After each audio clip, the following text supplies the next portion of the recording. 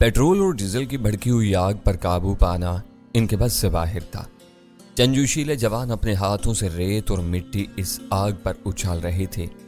इन कोशिशों का आग पर कोई असर नहीं हो रहा था। फिजा में धूल उड़ रही थी। छोड़ दो, जनरल वकार ने वो तमाशा देखते ही तहक्कुम अमेज लहजे में कहा। जो नुकसान होना था वो हो चुका, अब ये आग खुद ही ठंडी होगी। इससे मजीद किसी नुकसान का खतरा नहीं है। सब अपनी अपनी जगहों पर वापस जाओ। वो खुद जख्मी था। उसकी पेशानी के जख्म से बह निकलने वाली खून की कई लकीरें उसके चेहरे पर जमती जा रही थीं, जिनके नतीजे में उसका चेहरा भयानक नजर आ रहा था। ज़हनी तौर पर भी वो परेशान और बुखलाया हुआ था, लेकिन उसने जाए वकू पर पहुंचते ही बेहतरीन कायदाना सलाहियत का मुजाहिरा करते हुए बिल्कुल सही फैसला सादिर किया था। STF मकासद की खातिर अपनी जान लड़ा देने वालों की एक मुनज़्ज़म फोर्स थी। अल्लाह के इन गाजियों के दिली जज्बात कभी अहकाम से मुतसादिम नहीं होते थे। वो बदतरीन हालात में भी अपने सीनों पर पत्थर की सिल रखकर अपनी फोर्स के कड़े डिसिप्लिन की पाबंदी करने के आदी बनाए गए थे। जनरल वकार के खामोश होते ही सब लोग वापस जाने लगे। जो लोग दूर से दौड़ते हुए इस तरफ आ रहे थे वो अपने साथियों के इशारों पर रास्ते ही से लौटना शुरू हो गए। चंद लम्हों में वहां सिर्फ हम तीनों खड़े रह गए। सर, आपकी पेशानी जख्मी है। अव्वल खान ने भीड़ छट जाने के बाद जुबान खोली थी कि जनरल वकार ने तड़प कर उसकी बात काट दी। अव्वल खान, पेशानी के बजाय इस जख्म को टटोलने की कोशिश करो जिसने हमें अंदर से लहूलुहान कर दिया है। अब हम अपने घर में भी महफूज नहीं हैं। ये हमारे दुश्मनों की तरफ से हमारे लिए खुला पैगाम है कि वो जब चाहें और जहां चाहें हमें अपना निशाना बना सकते हैं। मैंने सर हिलाकर उसकी तायद करते हुए इस वाक़े की संगीनी पर रोशनी डाली। आसार बता रहे हैं कि धमाका मेरी गाड़ी में हुआ है। जनरल वकार ने शोलों में धड़ाधड़ चलते हुए ढांचों पर नजरें जमाकर पुरख्याल लहजे में कहा। ऐसे खतरात से बचने के लिए मैंने शहरी नंबर प्लेट वाली एक पुरानी गाड़ी अपने इस्तेमाल में रखी थी, लेकिन मुझे बदतरीन सदमा है कि मैं खुद को अपने दुश्मनों की निगाहों से बचाने में कामयाब नहीं हो सका। इसमें तुम्हारी किसी कोताही से ज्यादा दुश्मनों की होशियारी का दखल है। गैरी हार्ट की बातों से यह साबित हो चुका है कि कम अज कम अमरीकियों के लिए STF कोई पुरस्रार मुअम्मा नहीं रही है। वो लोग फोर्स और उसके सरबराह और इसके 10 सीनियर मातहतों के बारे में जरूरत से ज्यादा बाखबर हैं। मैंने उसे दिलासा दिया, दुश्मनों की कामयाबी हमारी नाकामी है। जनरल ने दो टोक लहजे में कहा। अव्वल खान कराची में रहता है, तुम यहीं शब रोज गुजारते हो। तुम दोनों अभी तक इनके गिरफ्त से महफूज हो। इन्होंने आते ही मुझे ताका है। तुम्हें दिल बर्दाश्ता होने की जरूरत नहीं, मैंने कहा। यह इनका नफ्सियाती हरबा है कि इन्होंने हम दोनों को छोड़कर तुम्हारी गाड़ी को निशाना बनाया है। वो चाहते तो गाड़ी में लगा हुआ बम उस वक्त तक फट सकता था जब तुम गाड़ी में सफर कर रहे होते। उन्होंने ऐसा नहीं किया, सिर्फ गाड़ी को तबाह करके तुम्हें बल्कि हम सबको पैगाम दिया है। अभी चंद मिनट पहले तुम खला में जमीन के मुख्तलिफ मकामात पर ठहरे हुए 300 से जायद मसनूई सियारों का जिक्र कर रहे थे। जिन लोगों को ऐसे वसाइल दस्तियाब हों उनसे लड़ना आसान काम नहीं होगा।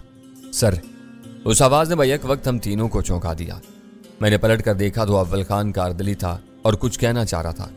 कहो आदम, क्या कहना चाह रहे हो? जनरल ने पलट कर नर्म आवाज में उसकी हौसला अफजाई की।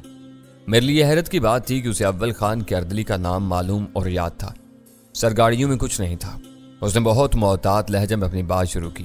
मैं बरामदे से इसी तरफ देख रहा था। जनूब की तरफ से स्याह रंग का एक 1.5 फुट लंबा रॉकेट उड़ता हुआ आया और आपकी गाड़ी पर गिरा था। इसके गिरते ही धमाका हुआ और मैं उछल कर दूर जा गिरा। यह हमला बाहर से हुआ था। वेरी गुड, जनरल ने तहसीन अमेज लहजे में कहा। तुमने बहुत अहम बात बताई है। हम इस नतीजे तक पहुंचने में कई घंटे लग सकते थे। आग सर्द होने से पहले कुछ नहीं हो सकेगा। आओ अंदर चलते हैं। चंद सानियों के सकूत के बाद जनरल ने हमसे कहा। इसका इंडिया पाते ही आदम लपक कर हमसे पहले दफ्तर में जा घुसा। हम तीनों बोझल कदमों से चलते हुए अंदर दाखिल हुए तो आदम उल्टी हुई कुर्सियों को सीधा कर चुका था और फर्श पर बिखरी हुई फाइलों और दीगर अशिया को यकजा करने में मसरूफ था। इन सब चीजों को बाद में समेट लेना, अव्वल खान ने उससे कहा। उसका फिक्रा मुकम्मल होती जनरल वकार बोल पड़ा। मुझे अंदाजा है कि सब कुछ उलट पलट हो गया होगा। मुमकिन हो तो मजेदार चाय पिलाने का बंदोबस्त करो, इस वक्त इसकी जरूरत है। आदम सर झुकाकर दफ्तर से निकल गया। अपनी फोर्स के सरबराह की जुबान से अपना नाम सुनने के बाद उसके वजूद में एक अजीब सा वाहियाना जज्बा सराहियत कर गया था। यूं नजर आ रहा था जैसे वो अपने बास के एक इशारे पर अपनी गर्दन भी कटवाने से गुरेज नहीं करेगा। जुनूब की तरफ से एक कुशादा सड़क है जो अक्सर वीरान पड़ी रहती है। आदम के चले जाने के बाद अव्वल खान ने कहना शुरू किया। आदम ने समत का सही अंदाजा लगाया है। किसी ने वहीं रुक कर रॉकेट फायर किया होगा। लम्हा भर के लिए खामोश होकर उसने एक गहरा सांस लिया, फिर अपनी बात जारी रखते हुए बोला। उसका निशाना काबिल रश्क था। दरमियानी रुकावटों के बावजूद जमीन से जमीनी टारगेट को निशाना बना लेना आसान नहीं होता। ऐसा बेखता निशाना लगाना इंसानी बसात से बाहर है। मैंने आसानी से अपनी राय जाहिर की। आग बुझ जाए और मलबा ठंडा हो जाए तो थोड़ी सी अर्करेजी के बाद इस धमाके का राज भी सामने आ जाएगा। मैं शर्त लगाने के लिए तैयार हूं कि जनरल की गाड़ी को बग कर दिया गया था। इस पर गाइडेड रॉकेट चलाया गया है। कोई अनाड़ी भी सही समत में रॉकेट चला दे तो वही सास आलात के सहारे अपना निशाना खुद तलाश कर लेता है। गाइडेड मिसाइलों का शौहरा बहुत सुना हुआ है। शॉर्ट रेंज रॉकेटों के लिए इस टेक्नोलॉजी का इस्तेमाल मेरे लिए नई बात है। यह सिस्टम बहुत महंगा और नहीं अव्वल खान, जनरल ने उसकी बात काट दी। यानी सही समत में सोच रहा है। सारे जदीद आलात पिछले चंद बरसों में बहुत तेजी से सस्ते और आम हुए हैं। इंफ्रारेड और लेजर टेक्नोलॉजी ने हर तरफ धूम मचाई हुई है। अंधेरे में दूर तक दिख लेने वाली दूरबीनें, तारीकी में वाज़ेह तस्वीर लेने वाले नन्हे मुन्ने कैमरे और वायरलेस माइक्रोफोन पर आवाजें सुनने के सिस्टम टके टोकरे मिलने लगे हैं। अगर ये महंगे होते तब भी CIA और FBI वालों की दस्तरस में रहती। वो लोग अपने मकासद के हसूल के लिए अखराजात की परवाह नहीं करते। मैं मुआज़त के साथ कहूँगा कि ये बातें अहम हैं, लेकिन इनसे भी अहम तर बात को तुमने सिरे से नज़रअंदाज किया हुआ है। मैंने जनरल के चेहरे पर नजरें जमा कर धीरे से कहा। जनरल वकार की इस्तफसार तलब निगाहें मेरी तरफ मरकूज हो गईं। तुम दलेर और बेखौफ आदमी हो। मैंने कदर तवक्कुफ के बाद अपनी बात जारी रखी। तुम्हें अपनी पेशानी के जख्म की जरा भी परवाह नहीं है, लेकिन तुम STF के वकार और अजमत की अलामत हो। तुम्हारा रिश्ता हुआ जख्म और चेहरे पर जमा हुआ खून तुम्हारे मातहतों का मोराल गिराने का सबब बन सकता है। इजाजत हो तो मैं ये सब साफ कर दूं? जनरल ने हल्का सा कहका लगाया और कहा, बाजुका तुम खासी जहरीली बातें कह जाते हो। मैं बाथरूम में जाकर खुद ये काम कर सकता हूँ। तो अपनी कुर्सी से उठा और बाथरूम में घुस गया। चंद मिनट बाद वो वापस आया तो उसका चेहरा धुल कर निखर आया था। खून की लकीरें और धब्बे साफ हो गए थे, लेकिन पेशानी के बाएं गोशे पर आए हुए जख्म के दहाने पर खून का लोथड़ा बदस्तूर मौजूद था। वो उसे साफ करता तो जख्म से ताज़ा खून रिसना शुरू हो जाता। वो आया और पूरे एतमाद के साथ दोबारा अपनी जगह पर जम कर बैठ गया। हाँ, तो बात गाइडेड रॉकेट की हो रही थी। उसने मेज की सतह पर हाथ मार कर कदरे तमस्कुराना अंदाज में कहा, इस बारे में तुम्हारी मालूमात काबिल रश्क हैं। मैंने महज एक शुबा जाहिर किया था। तुमने उसकी तस्दीक करते हुए बात आगे बढ़ाई थी। मैंने जवाब दिया, मुझे यकीन की हद तक शुबा है कि मेरी तबाह होने वाली गाड़ी के किसी हिस्से में कोई कसीरुल मकासद चिप लगा दी गई थी। जनरल ने संजीदगी के साथ कहना शुरू किया। इसकी मदद से मेरी नकलो हरकत पर नजर रखी जा रही थी। जब उन्हें पता चला कि मैं शहर भर में अपने कामों से फारिग होने के बाद अपने घर यानी स्टेशन 4 पर पहुंच चुका हूं, तो मुझे दहशत ज़दा करने के लिए उन्होंने मेरी गाड़ी की समत में गाइडेड रॉकेट दाग दिया। इस रॉकेट के सिरे पर कोई ना कोई ऐसा आला मौजूद रहा होगा जिससे मेरी गाड़ी में पोशीदा चिप से रहनुमाई मिल रही होगी। करीबी सड़क से चलाया हुआ रॉकेट फिजा में तैरता हुआ सीधा मेरी गाड़ी पर आ गिरा। ये गाड़ी इब्तिदा से तुम्हारे इस्तेमाल में है?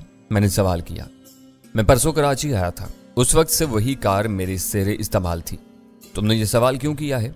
जनरल ने चौंक कर पूछा। वो किसी वक्त इसे बग कर चुके थे तो इनके पास इसे तबाह करने के लिए कई बेहतरीन मौके मुयस्सर थे। मैंने कहा, यह बात यकीनी है कि कराची आमद के बाद तुम अहम तरीन मकामात पर बाज कलीदी शख्सियात से मिलते रहे होगे। वो धमाके के लिए मौजू तरीन वक्त हो सकता था।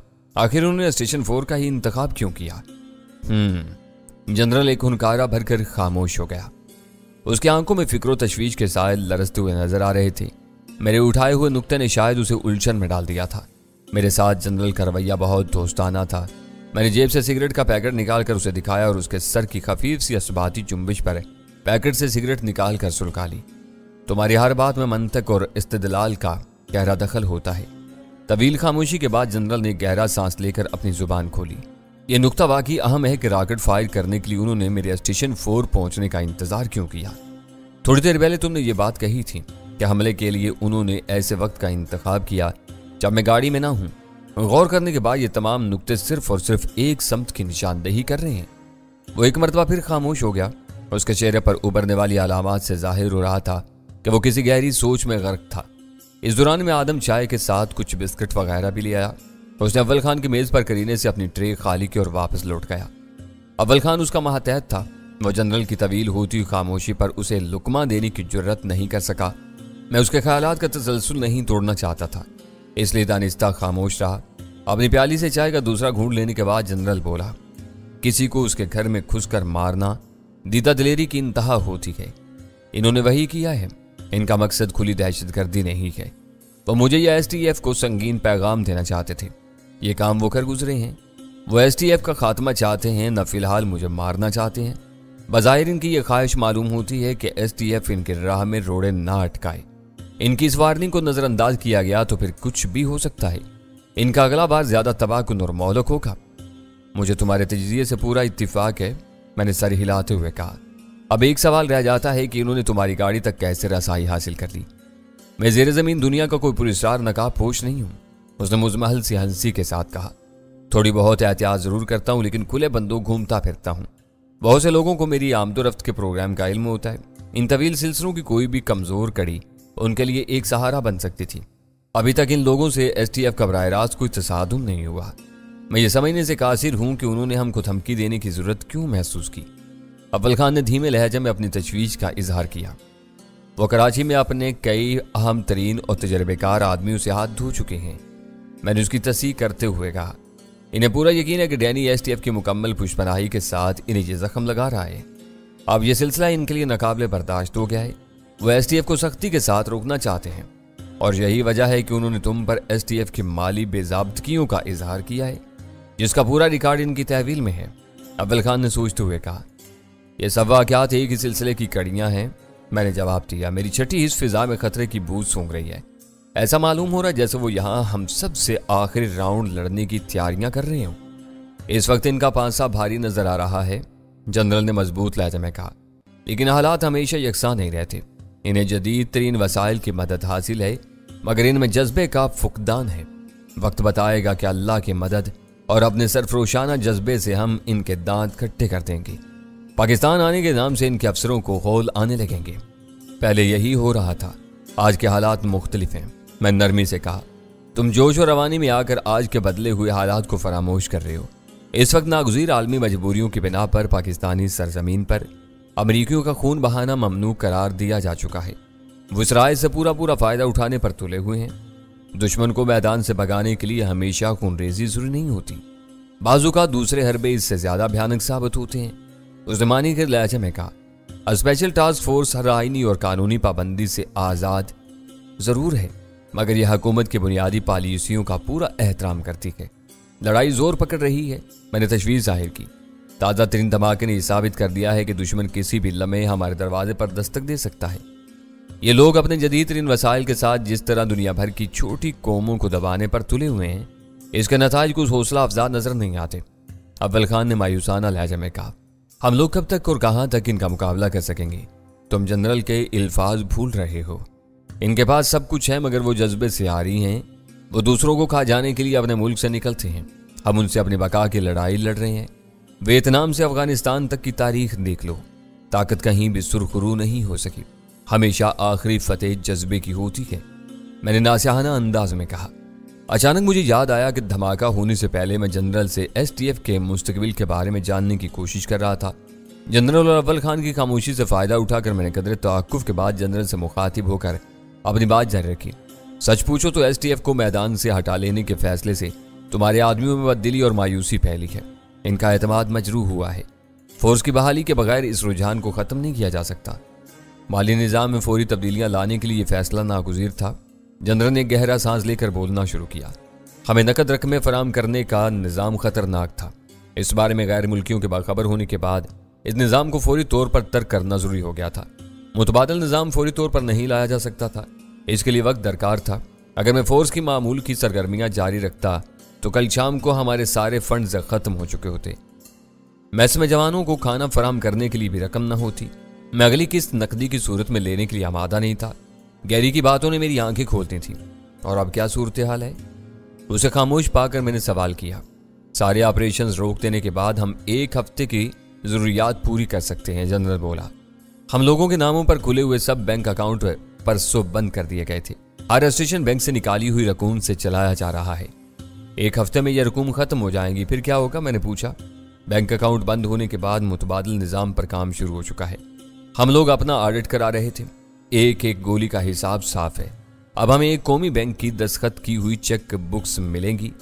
हमें इन पर सिर्फ रकम और वसूल कुनिंदा का नाम लिखना होगा।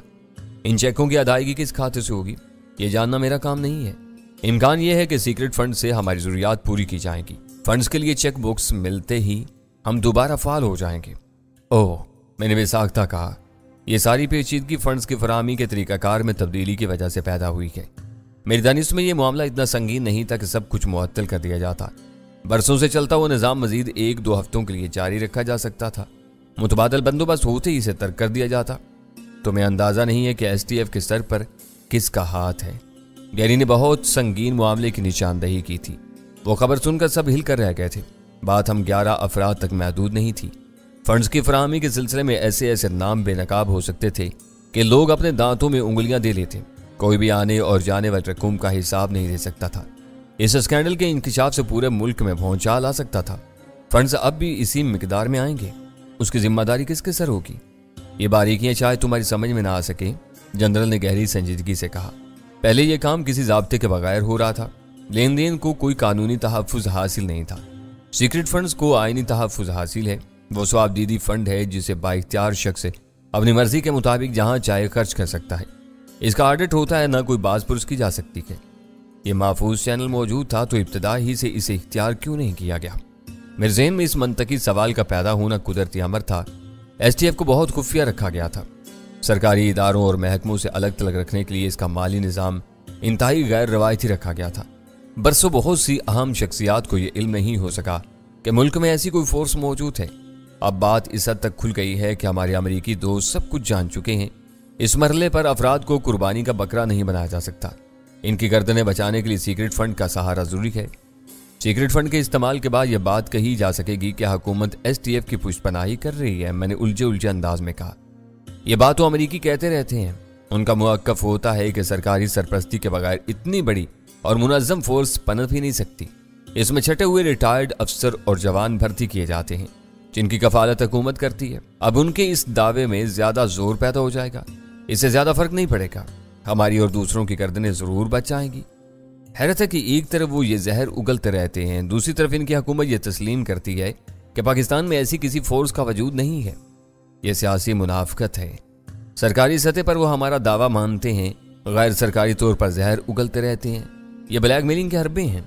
तुम्हारी हर बात अपनी जगह दुरुस्त है, मगर मेरा जहन ये समझने से कासिर है कि निज़ाम की तब्दीली के लिए STF का एक ही ग्राउंड किया जाना क्यों जरूरी हो गया था। मैंने लगी लिपटी रखे बगैर अपने दिल की बात कह डाली। जनरल हंस पड़ा। तुम्हारे रिकॉर्ड की सुई अभी तक एक ही जगह पर अटकी हुई है। मैं बता रहा हूं कि इस किस्से में हम 11 अफराद के अलावा भी कई बड़े पर्दानशीनों के नाम शामिल थे। बैंकों के खातों का राज फाश हो जाने के बाद वो एक लम्हे का भी रिस्क लेने के लिए तैयार नहीं थे। मेरे फैसले में इन लोगों की ख्वाहिशात का बड़ा दखल था। बज़ाहिर जनरल ही STF का करता धरता था। इसकी हर कारगुजारी और नाकामी की जिम्मेदारी इसी के सर आती थी, लेकिन वो इस कदर खुद मुख्तार नहीं था जितना नजर आता था। डिसिप्लिन के तकाजों के तहत वो भी किसी न किसी को जवाब दे था। इसके कहे हुए आखिरी फिक्रों में उसकी मजबूरी खुलकर सामने आ गई थी। अपना भरम रखने के लिए वो सारी जिम्मेदारी अपने सर ले रहा था, लेकिन हकीकत कुछ और थी। ऊपर वाले अपनी मसलहतों को खुद ही जानते थे। इनकी ख्वाहिश थी कि STF को पुराने निज़ाम के तहत फंड्स की फराहमी फौरी तौर पर रोक दी जाए और जनरल दस्तयाब वसाइल के सहारे ज्यादा से ज्यादा दिनों तक अपना कारोबार चलाता रहे, ताकि इस दौरान में अदायगियों का कोई बेहतर मुतबादल निज़ाम वज़ा किया जा सके। वो बात समझ लेने के बाद जनरल से बहस में उलझना बेसूद था। वो दूसरों के लिए किए हुए फैसले का भरपूर दिफा करने पर मजबूर था। मेरे लिए खुशी की बात यह थी कि जो कुछ हुआ था वो किसी बड़ी बर्बादी का नुक्ता या आगाज नहीं था। STF की सरगर्मियों का तातुल एक आर्जी इकदाम था। किसी बड़ी बर्बादी और नाकामी से बचने के लिए वो आर्जी पसपाई बेहतर थी। आने वाले चंद दिनों में उसकी सरगर्मियां पहले की तरह बहाल होने वाली थी। मेरे रिकॉर्ड की सुई को तुमने एक मकाम पर अटकाया हुआ था। मैंने जवाबी मुस्कुराहट के साथ जवाब दिया। आखिरी झटके से यह आगे चल पड़ी है। गैरी को STF के आर्जी तातुल का इल्म होगा तो वो शेर हो जाएगा। इसे हवा भी नहीं लग सकेगी कि ऐसा कोई कदम उठाया गया है। तुम हमारी सफ़ों के आदमी हो। अगर तुमने भी कल सुनील को स्टेशन 4 लाने की कोशिश न की होती तो तुम्हें अपना पासवर्ड बताने के बाद ये तफसील मालूम ना होती। 2-4 दिनों तक तुम उलझे रहते। इस दौरान में सब नॉर्मल हो जाता। जनरल ने चाय की प्याली खाली करके इत्मीनान से जवाब दिया। तुम इस गुमान में रहते कि हम सब किसी खास मिशन पर कहीं मसरूफ हो गए थे, यानी मुझे एतमाद में नहीं लिया जाता। मैंने चौंक कर पूछा। मैं गैर जरूरी सनसनीखेजी से गुरेज करता हूँ।